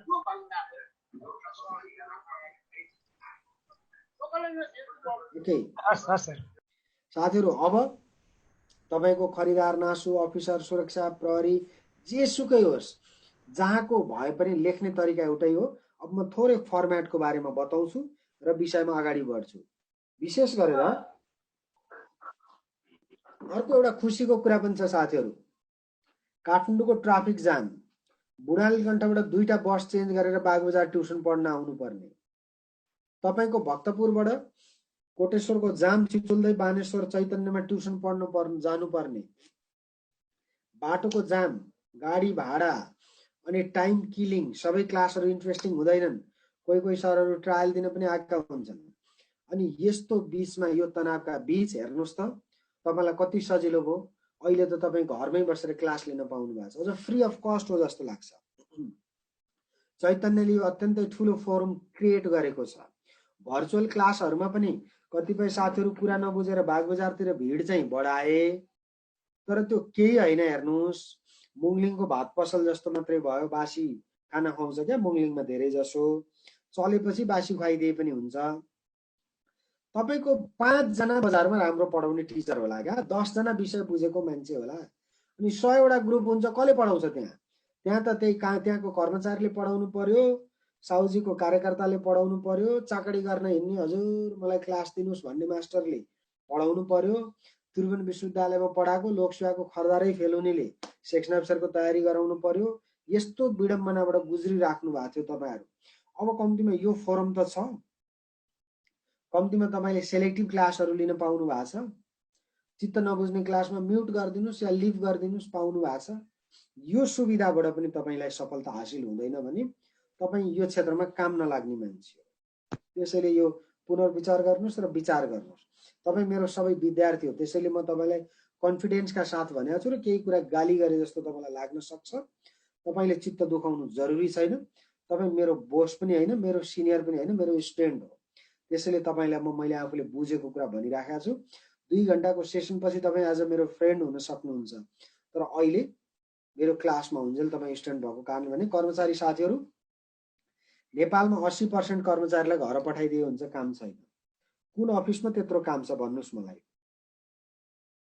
त्यसैले त्यो काम छ, बिजी छु भन्ने देखाउने मात्रै हो। कोही मान्छे बिजी हुन्छ, कसैले देखाउन मात्रै खोज्छ। त्यसैले यो देखाउने मात्रै हो, देखाउनु जरुरी छैन। तपाई अफिसमा हुँदा पनि मैले एउटा कल रिसिभ गर्छु। Sir good morning, good morning, म एउटा क्लासमा छु सर, आज निस्किनुहुन्न? हुन्छ हुन्छ हुन्छ हुन्छ हुन्छ आज नआउँदा हुन्छ सर, हस् हस् म आउँछु। हुन्छ ल। यति भइसकेपछि तपाईले ध्यान दिनुपर्ने खास कुरा के हो भने यसबाट त तपाईले लाभ लिनुस् न। यो मौकामा तपाईले यही मौकामा पास गर्नुहोस्। तपाईँ पढ्नेका लागि अहिलेको जस्तो सुइटेबल टाइम नेभर पाउनुहुन्न। निषेधाज्ञा छ, लकडाउन छ, घरबाट बाहिर निस्किन पाउनुहुन्न। पढ्ने मेटेरियल यदि युट्युबमा अनलाइनमा छ। अहिले कतिपयले त पैसै नतिरिकन फ्रीमा पनि पढ्न पाउनु भएको छ। फ्रीमा पढेर पास नभएलाई अलिअलि पैसा पनि के भन्छ तिर्नुहोस्। त्यो भयो भने अलि मूल्य तिरेको चिजले अलि लाभ दिन्छ बल्ल। अनि यो कुरा तपाईँले ध्यान दिनु जरुरी छ मित्रहरू। अब थोरै फर्मेटको बारेमा बताउँछु। के हो यो फर्मेट भन्ने कुरा? मुख्यतया फर्मेट भनेको चिज के हो भने तपाईँ पास भइसकेपछि अन्तर्वार्ता दिन जानुहुन्छ, ढोका नक गरेर भित्र छिरेपछि तपाईँलाई बस्ने कुर्सी दिन्छ। इमेजिन गर्नुहोस्, बस्नुहोस् भन्छ। तपाईँ अलि आत्तिनु भयो भने कम्फर्टेबल फिल गर्नुहोस्, नआत्तिनुहोस्। पानी खानुहुन्छ पनि भनिन्छ। अनि ल तपाईँ ठिक हुनुहुन्छ, सुरु गरौँ अन्तर्वार्ता भनेर तपाईँले ठिक छु भनेपछि तपाईँको परिचय दिनुहोस् भनेर सोधिन्छ पहिलोचोटि। तपाईँको परिचय दिँदा तपाईँ हडबडाउनु भयो भने तपाईँ जागिरका लागि लायक हुनुहुन्न। परिचय दिँदा तपाईँले दिन सक्नु पर्यो नमस्कार, सबैमा नमस्कार, फेरि नमस्कार, तपाईँलाई पनि नमस्कार, उहाँलाई पनि नमस्कार भन्नु पर्दैन। त्यो चम्चागिरी चाहिँ नगर्नुहोस्। एउटैलाई यहाँहरू सबैमा नमस्कार, सक्यो। हात जोड्दाखेरि विनीत भावमा जोड्नुहोस्। साह्रै ढोकिदिनु पनि खुट्टा निहुरिनु पनि पर्दैन। विनीत भावमा नमस्कार, मेरो नाम डाक्टर टोकराज पाण्डे हो, मेरो घर स्याङ्जा हो, हाल म भक्तपुर लोकन्थलीमा बस्छु। मैले त्रिभुवन विश्वविद्यालयबाट पिएचडी कम्प्लिट गरेको छु र म नेपाल सरकारको सहसचिवको रूपमा हाल सहकारी विभागमा काम गर्दछु। यो मेरो परिचय हो।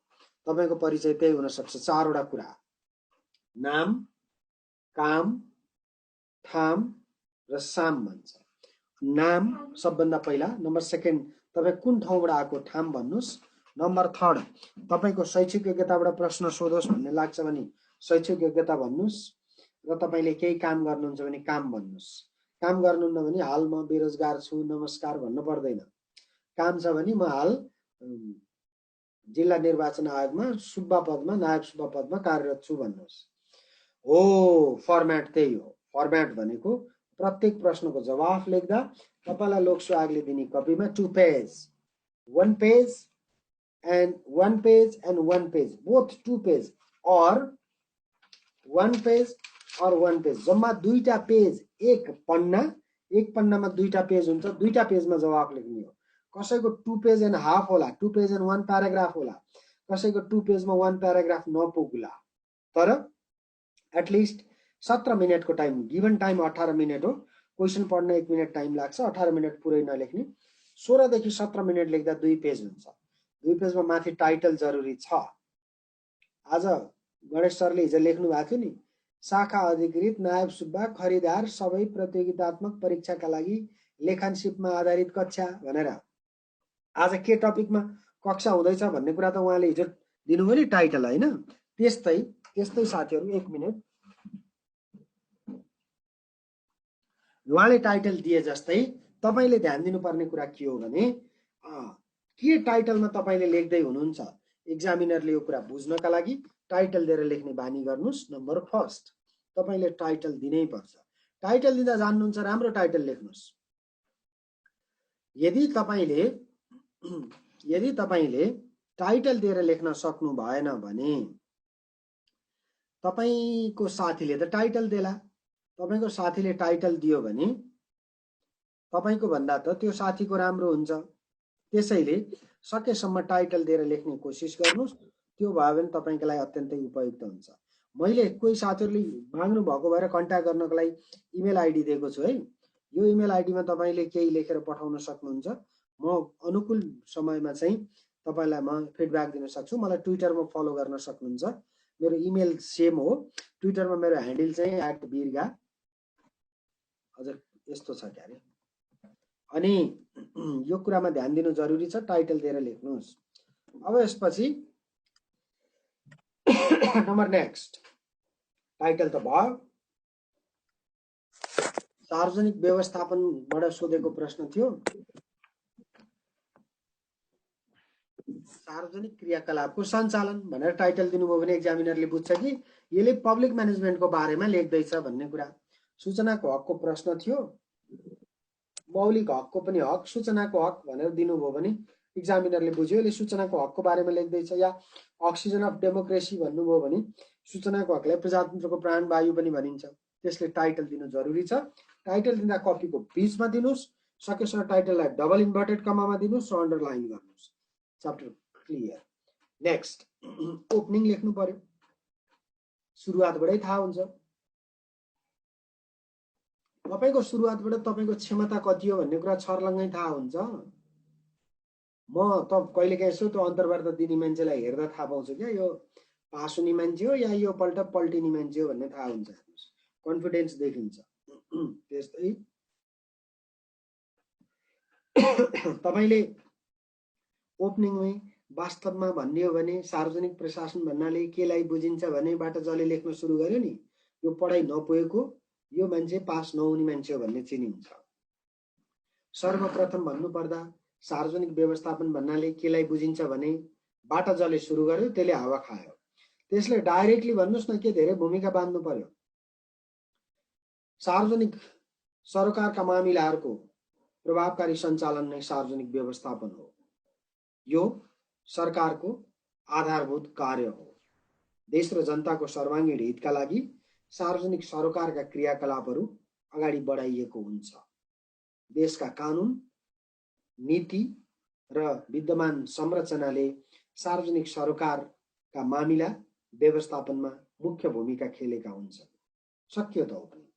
तपाईले जहिले पनि डेफिनेसन दिएर सुरु गर्नुहोस्, राम्रो परिभाषा दिनुस् के हो भन्ने कुरा।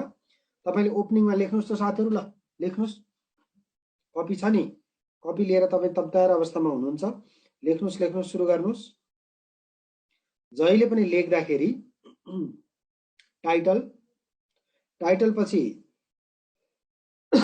ओपनिङ पार्ट, ओपनिङ पार्टमा के हो अर्थात् यो भनेको के हो भनेको क्या डेफिनेसन। नम्बर फर्स्ट ओपनिङ पार्टमा डेफिनेसन के हो भन्ने लेखिसकेपछि यस सम्बन्धी व्यवस्थाहरू के छ। यस सम्बन्धी व्यवस्थाहरू के छ भनेको कानुन, कार्यविधि, नियम आदि चीजहरू के छ यो कुरा सोधेको।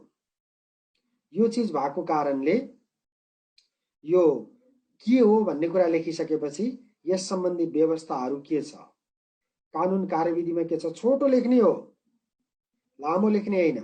कानुन कार्यविधि के छ भन्ने कुरा के होमा लेखिसकेपछि त्यसको अवस्था चाहिँ के छ त, हाम्रो नेपालको सन्दर्भमा हाम्रो प्र्याक्टिस के छ त, यो कुरा तपाईले लेख्न जरुरी छ। हाम्रो प्र्याक्टिस लेखिसकेपछि यो 4 देखि 5 लाइन, बढीमा 6 लाइन सम्मको ओपनिङ भयो। बढीमा 6 लाइन सम्मको ओपनिङमा तपाईले यति कुराहरू लेख्न सक्नुहुन्छ। ओपनिङ पार्ट सकियो। अब नम्बर नेक्स्ट, अब यसपछि अब म प्रश्नले मागेको कुरा लेख्न पर्यो नि, अघि बडी पार्टमा भनेको थियौं हामीले। अनि सार्वजनिक व्यवस्थापनका नवीन सिद्धान्तहरू अन्डरलाइन गर्ने। माथि सार्वजनिक सरकारको सञ्चालन भनेर टाइटल दियौं हामीले, दुईटा थोपा सेमिकोलम सार्वजनिक व्यवस्थापन लेख्यौं, त्यसको ओपनिङ लेख्यौं। अनि हामीले तल गएर हामीले परिभाषा दियौं, यो भनेको के हो भन्ने कुरा लेख्यौं। यो भनेको कुरा के हो भनिसकेपछि यस सम्बन्धी व्यवस्था के छ र हाम्रो प्र्याक्टिस रियालिटी के छ भन्ने कुरा लेख्यौं। सुशील शर्माजी मलाई सुन्दै हुनुहुन्छ?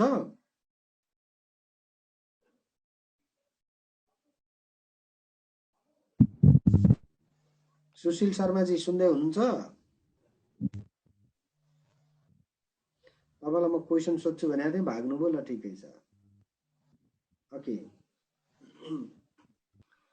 अब यो कुरा लेखिसकेपछि ओपनिङ पार्ट सकियो। अब मेन बडी पार्ट, र याद गर्नु होला पास र फेल गराउने बडी पार्ट लियो।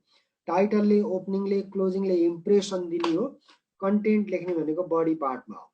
बडी पार्टमा सार्वजनिक व्यवस्थापनका नवीन सिद्धान्तहरू के हुन् त, त्यो पब्लिक म्यानेजमेन्ट हो कि, पब्लिक एडमिनिस्ट्रेसन हो कि, न्यू पब्लिक म्यानेजमेन्ट हो कि, न्यू पब्लिक सर्भिस हो कि न्यू पब्लिक गभर्नेन्स हो कि यी 5-6 वटा के हुन् सर लेखेर यिनीहरूलाई 2-3 वटामा डिस्क्राइब गरिदिनुहोस्।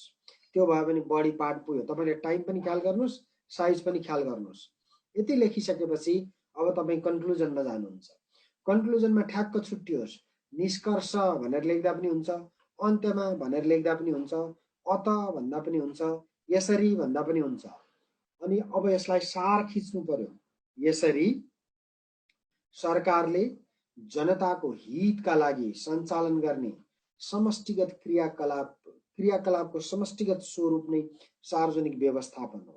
यसले उपलब्ध स्रोत र साधनको अधिकतम परिचालन गरी नागरिक हित र राष्ट्र निर्माणको आकांक्षा बोकेको हुन्छ।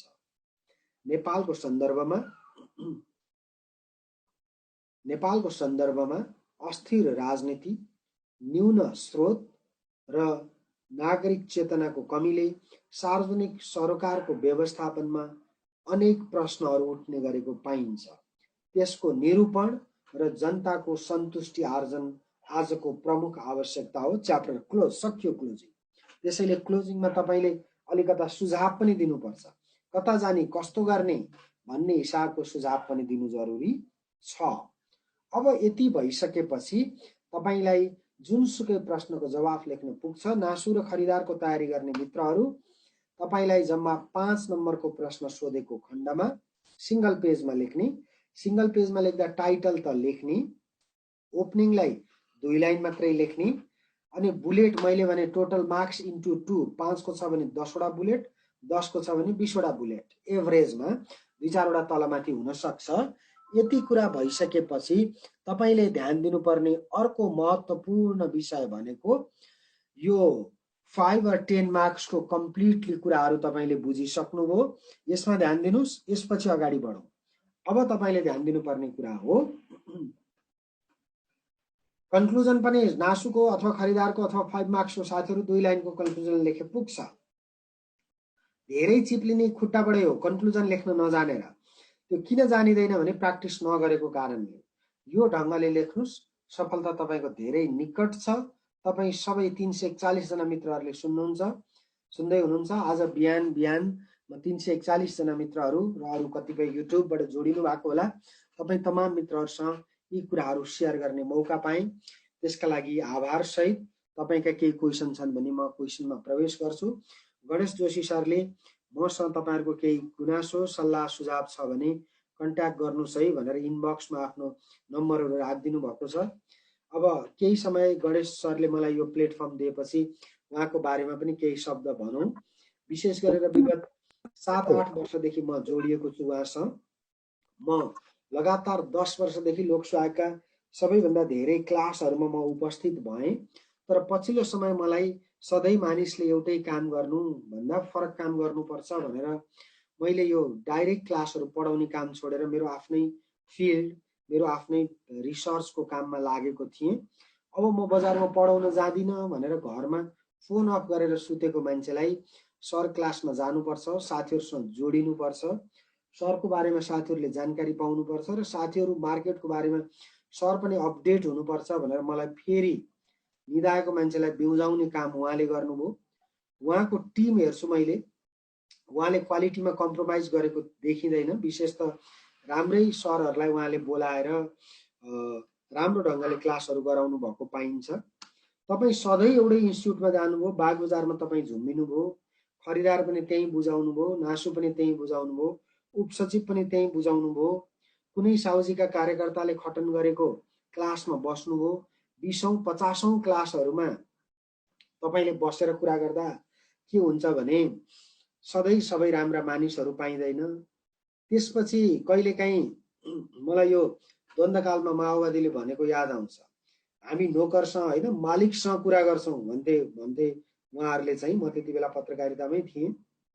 त्यस्तै यहाँको सञ्चालक जो हो, साउजी जो हो, व्यवस्थापक जो हो, अल इन वान जे भने पनि उहाँ नै हो। तपाईको मोटिभेटर उहाँ हो। सबै चीज गणेश सर भएको कारणले उहाँसँग तपाईले डाइरेक्टली कुरा गर्न पाउनुहुन्छ। कुनै कार्यकर्ता मार्फत साउजीकोमा कुरा पुर्याउनु पर्दैन। त्यसैले तपाईका लागि चैतन्य उत्तम र उपयुक्त विकल्प हुन सक्छ। यो विषयमा तपाईले विचार गर्नुस्। अब योभन्दा मैले धेरै भन्यो भने विज्ञापन गर्यो भन्ने हुन्छ। विज्ञापन होइन, तपाईँलाई सूचना दिएको मैले। अब अगाडि जाउँ।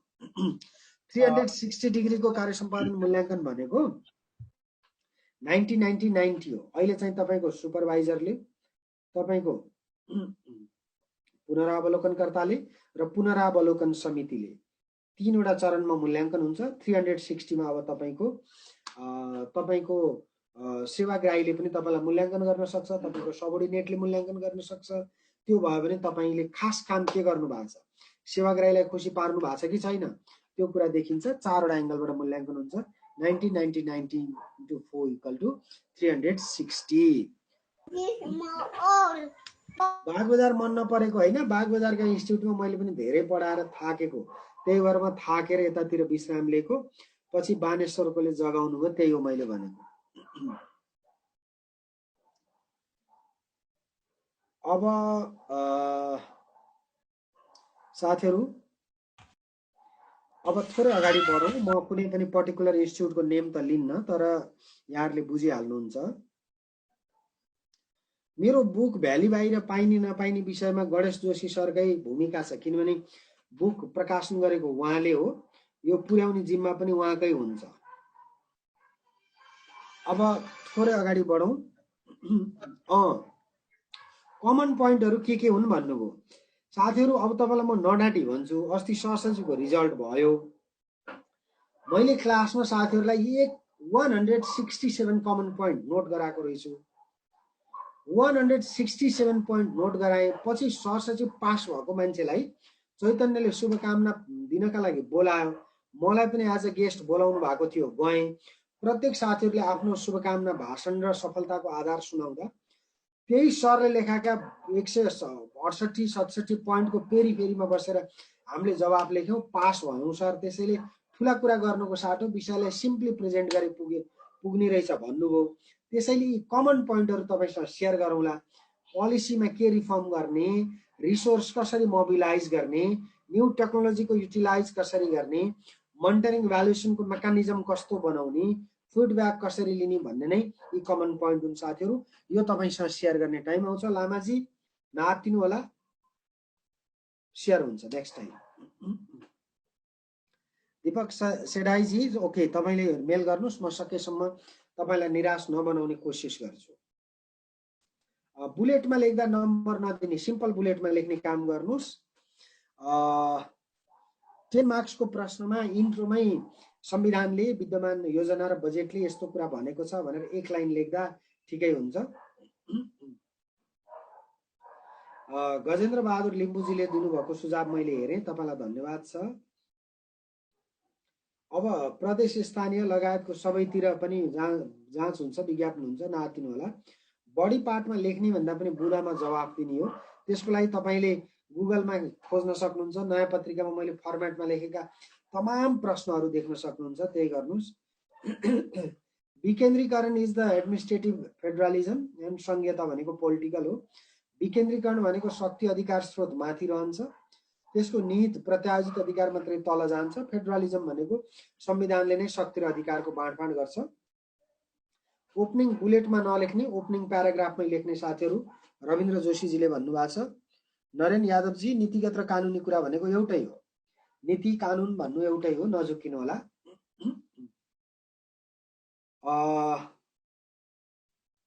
दुई चारवटा इम्पोर्टेन्ट क्वेसन थियो, माथि गइहाल्यो, सरी है साथीहरू। ओके, कानुन उपसचिवको योग्यता बारे भनिदिए आभारी हुने थिए। कानुनमा मास्टर्स गर्नु पर्यो।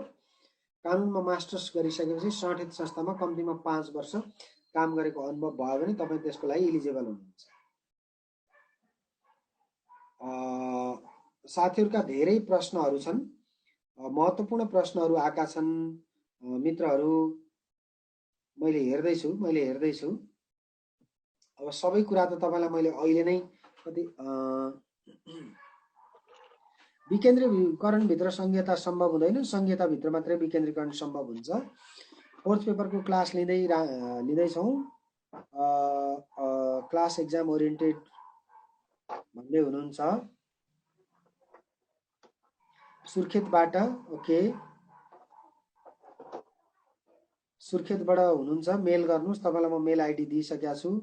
मेल आइडी म फेरि दिन्छु साथीहरू, कसैले लिनु भएको छैन भने pandeysum@gmail.com मेरो इमेल आइडी हो।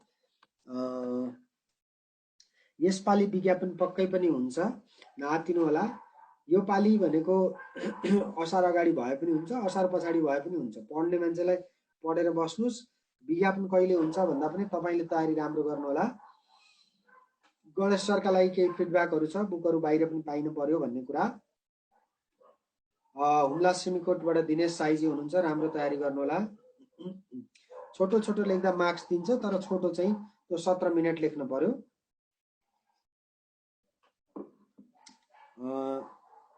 राज्य निर्माण र राष्ट्र निर्माण भन्नुभएको छ साथीहरूले। राज्य निर्माण र राष्ट्र निर्माण उस्तै भए पनि यसका केही फरक आधारहरू छन्। त्यसलाई तपाईँलाई मेरो रेकमेन्डेसन चाहिँ मैले नै लेखेका कतिपय क्वेसन एन्सरहरू छन्, त्यसबाट तपाईँ अगाडि बढ्न सक्नुहुन्छ। जाउँ सुरु गरौँ। अनि त्यसबाट अगाडि जाउँ अनि सुरु गरौँ। अनि क्वेसनहरू साथीहरू, सामाजिक संरक्षण र सामाजिक सुरक्षामा विशेष त दुईटैको उत्तिकै भूमिका हुन्छ। धेरै साथीहरू छ, मैले मेल आइडी सेयर गरेको छु, फेरि सेयर गर्छु। pandeysum@gmail.com। साथीहरूको अत्यन्तै धेरै प्रश्नहरू छ। ल साथीहरू यसो गरौँ, तपाईँहरूका जिज्ञासाहरू अनन्त छन्। मलाई खुसी पनि लाग्यो, किनभने प्रश्नहरू सकियो भने तपाईँको पढाइ पनि सकियो, तपाईँका आकाङ्क्षाहरू पनि सकिए। त्यसैले प्रश्न गर्नुहोस्, प्रश्न गर्नुहोस् र प्रश्न गर्नुहोस्। ती प्रश्नहरूको जवाफ लेख्नुहोस्, आफैले चेक गर्नुहोस् र मार्क्स दिनुहोस्। सेकेन्ड स्टेपमा गइसकेपछि आफूले लेखेका कुराहरू अरूबाट पनि फिडब्याक लिनुहोस्, त्यो हो भने सक्नुहुन्छ। अब विशेष त रोकिएका परीक्षाहरू, कोरोना एउटा अहिले पिक आवरमा छ। सबैको सधैँ उत्कर्ष हुँदैन, यो पनि अन्त्य हुन्छ। त्यसपछि तपाईँका जाँचहरू हुन्छन्। अनि ल साथीहरू, तपाईँले धेरै प्रश्नहरू पनि गर्नुभएको छ। यसका लागि मैले तपाईँहरूलाई हार्दिक धन्यवाद व्यक्त गर्दै, गणेश सर, आज मैले भन्नुपर्ने कुराहरू अब यही समापन गर्ने बेहोरा अनुरोध गर्छु। तपाईँ सबै साथीहरूलाई सावित्री रिजालजी कि अलिक क्लियर भएन भन्नुभयो, फेरि भन्नुहोस् त, प्रश्न बुझिएन।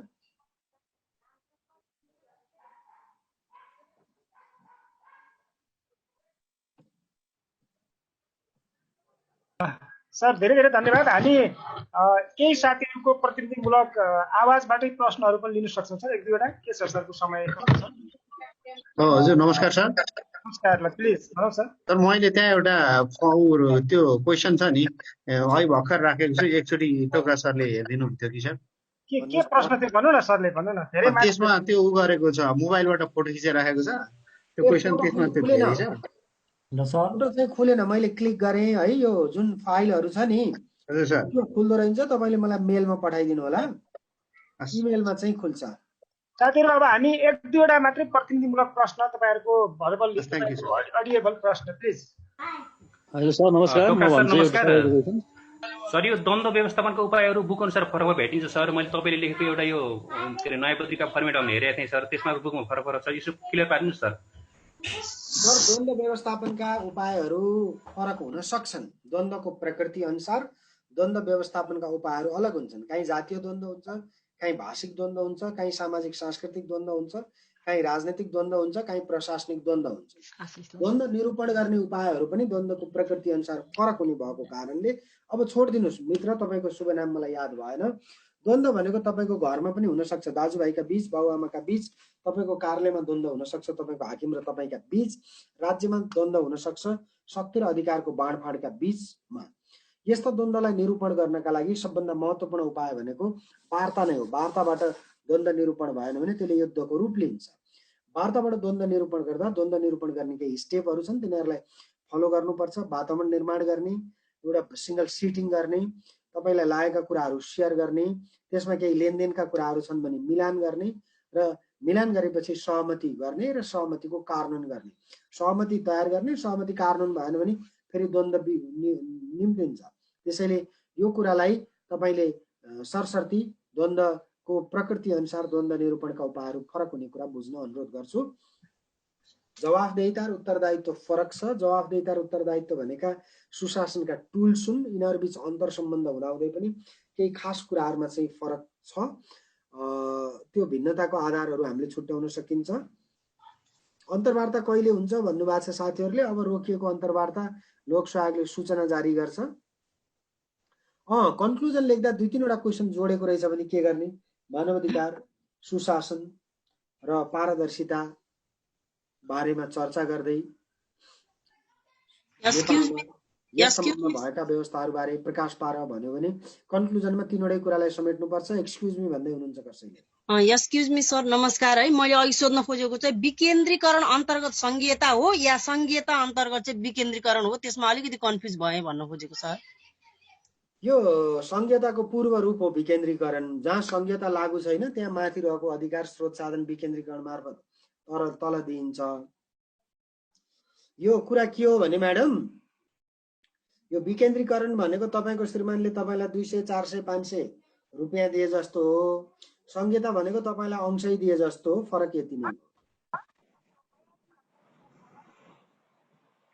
Thank you sir.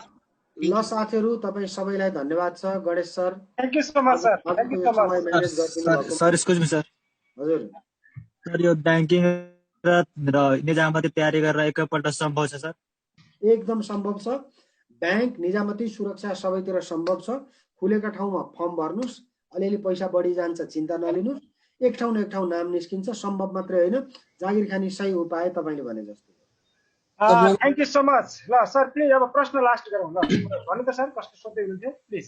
सर सुन्नु न, यो जस्तै तपाईले अघि परिभाषा पनि प्याराग्राफमा लेख्नु भन्नुभयो, त्यसलाई मार्क्स इन्डिकेट गरेको छ भने त्यसलाई बुलेटमा लेख्दा कस्तो हुन्छ सर परिभाषा? सकिन्छ। जस्तै मैले अघि भने जस्तै सार्वजनिक व्यवस्थापनलाई परिभाषित गर्दै सार्वजनिक व्यवस्थापनका नवीन सिद्धान्तहरू प्रकाश पारे भन्ने प्रश्न आयो भने सार्वजनिक व्यवस्थापनलाई परिभाषित गर्दै भनेपछि 2-3 डेफिनेसन त हामीले दिन पर्यो।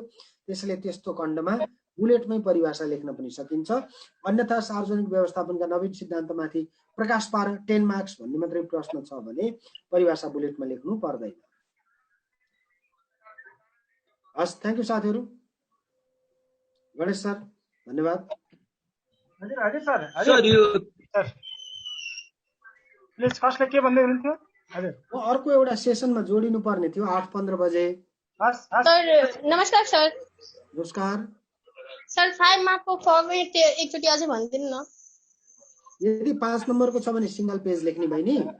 सिंगल पेज लेख्दा माथि टाइटल सक्नुहुन्छ दिनुस्, 2 लाइनको ओपनिङ डेफिनेसन लेख्नुस्, अनि बुलेटमा चाहिँ कम्तीमा 8-10 वटा पोइन्ट लेख्नुस् र 1 लाइनको कन्क्लुजन लेख्नुस्। त्यो भयो भने पुग्छ।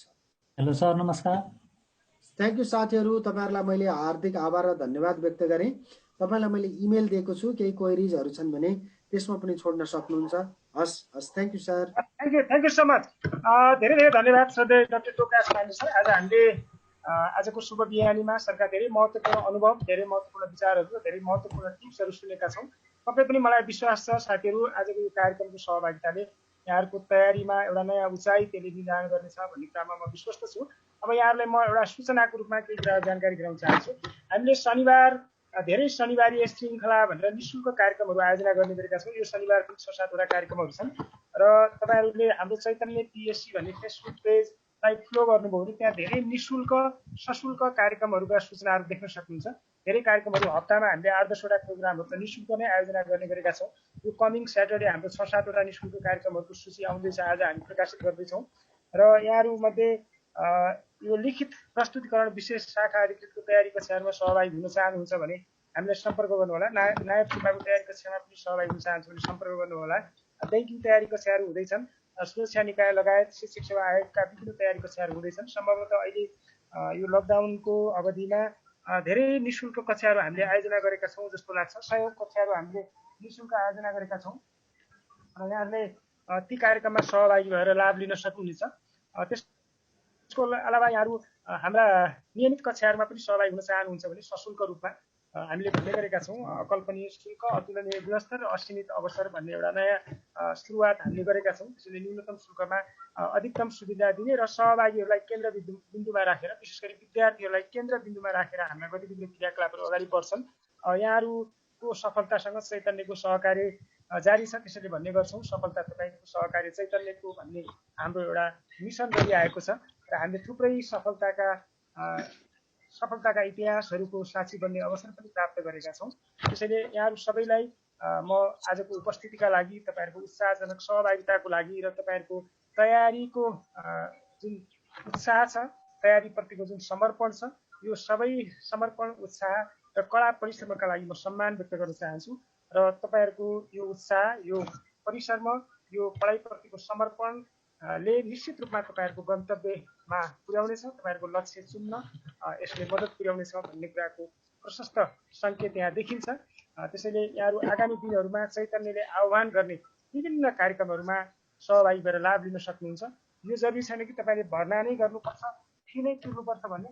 फी तिर्ने भर्ना गर्नु तपाईँको आफ्नो आवश्यकताको कुरा हो। यदि तपाईँले आवश्यक ठान्नुहुन्छ भने भर्ना गर्न सक्नुहुन्छ, शुल्क तिरेर हाम्रो नियमित कक्षामा बस्न सक्नुहुन्छ। यदि होइन भने पनि हाम्रा निःशुल्क धेरै सिरिजहरू छन्, ती निःशुल्क कार्यक्रममा बसेर पनि तपाईँहरूले आफ्नो तयारीलाई अब्बल बनाउन सक्नुहुन्छ। यति भन्दै यहाँहरू सम्पूर्ण सहभागीहरूलाई म हृदयदेखि नै हार्दिक आभार व्यक्त गर्न चाहन्छु, धन्यवाद व्यक्त गर्न चाहन्छु, यहाँलाई शुभकामना दिन चाहन्छु। त्यसको साथसाथै अहिलेको विषम परिस्थितिमा, अहिलेको महामारीको अवस्थामा आफूलाई सुरक्षित राख्न हुन र स्वस्थ रहन हुन पनि म यहाँहरूका लागि प्रार्थना गर्न चाहन्छु। र सधैँ डाक्टर टोकराज पाण्डे सर जसले आफ्नो अमूल्य समय दिएर यहाँहरू सबैलाई प्रेरित गर्ने, उत्प्रेरणा जागृत गर्ने र यहाँहरूलाई केही महत्त्वपूर्ण टिप्सहरू दिने जुन समय उपलब्ध गराउनुभयो, उहाँका लागि म हार्दिक धन्यवाद र नमन व्यक्त गर्दै आजको यहाँहरूको समय शुभ रहोस् भन्न चाहन्छु। र फर्दर चैतन्यको बारेमा केही यहाँहरूले जानकारी दिन इच्छुक हुनुहुन्छ भने चैतन्य पिएससी हाम्रो फेसबुक पेज र मैले यहाँहरूलाई दिएको हाम्रो सम्पर्क नम्बरमा कुनै पनि बेला सम्पर्क गर्न सक्नुहुनेछ। यति भन्दै अब आजको हाम्रो कार्यक्रम यही समापन हुन्छ। र यहाँहरू कसैलाई चैतन्यको बारेमा, हाम्रो व्यवस्थापनको बारेमा केही कुराहरू सोध्ने मन छ भने 1-2 मिनट हामी चाहिँ इन्टरेक्सन गर्न सक्छौँ, प्लिज। हेलो गणेश सर, नमस्ते। नमस्ते हजुर, नमस्ते सर। यो टोकराज सरको बुक हाम्रो काठमाडौँ भ्यालीमा मात्रै पाउने हो कि नेपालभरि पनि एभाइलेबल हुन सक्छ? जस्तै यस्तो छ सर, अब यो डाक्टर टोकराज पाण्डे सरको पुस्तक, अफिसरको पुस्तक त छापिएर पनि सकिसक्यो, त्यो बजारमा एक पिस पनि छैन। अब त्यसलाई रिप्रिन्टमा जानुपर्नेछ। नायब सुब्बाको पुस्तक हामीसँग छ, तर यो पुस्तक हुनु र लकडाउनको सुरु हुनु सँगसँगै परेको हुनाले धेरै ठाउँमा हामीले पठाउन सकेका छैनौँ। काठमाडौँमा उपलब्ध छ, भ्याली बाहिर पठाउन सकिएको छैन यो लकडाउन ट्रान्सपोर्टेसनको लिमिटेसनको कारणले गर्दाखेरि। टोकराज सरको बुक, अफिसरको बुक चाहिँ पब्लिकेसन अब प्रिन्टहरू गरेर नेपालभरि पठाउँदा हुन्छ सर? म वीरगञ्जबाट हो, मलाई पनि। ठिक छ, धन्यवाद तपाईँलाई। रिप्रिन्टमा जाँदैछौँ र हाम्रो चैतन्यमञ्च.com भन्ने एप्स पनि आउँदैछ, लर्निङ एप्स। त्यसमा धेरै कुराहरू तपाईँले निःशुल्क पाउनुहुन्छ। तपाईँको तयारीलाई मद्दत पुग्ने धेरै सामग्रीहरू त्यसमा निःशुल्क आउँदैछन्। चैतन्यमञ्च.com भन्ने एउटा मोबाइल एप्स एन्ड्रोइड मोबाइलमा अहिले तपाईँले डाउनलोड गर्न सक्नुहुन्छ। एप्पल मोबाइल युजरहरूका लागि केही समयपछि त्यो अपग्रेडेड हुँदैछ।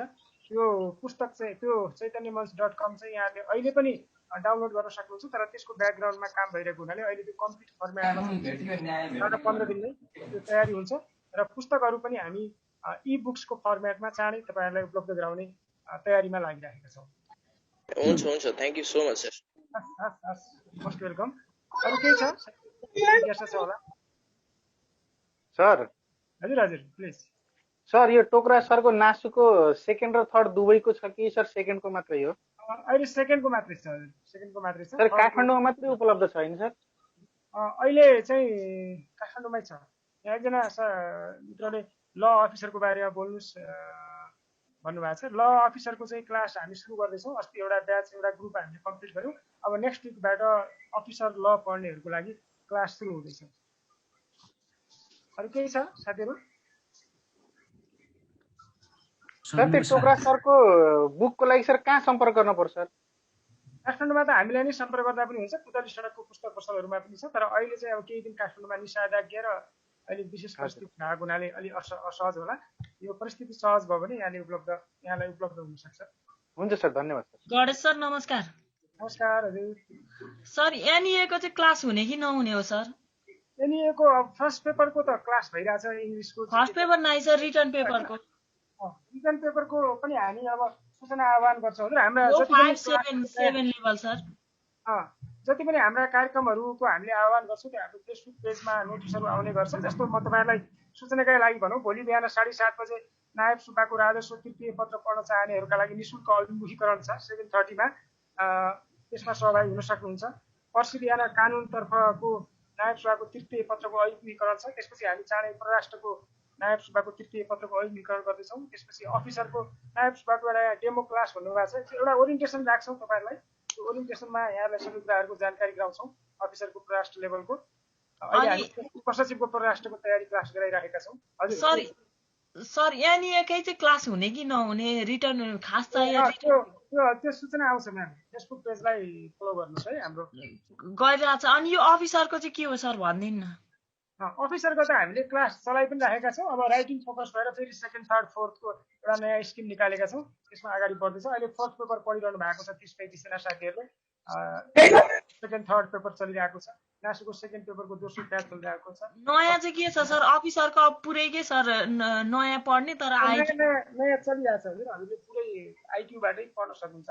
आइक्यू जीके नपढेर अरू यता फर्स्ट पेपरमा इङ्ग्लिस हो 2nd, 3rd, 4th हजुरले भोलि पर्सिबाटै पढ्न सक्नुहुन्छ।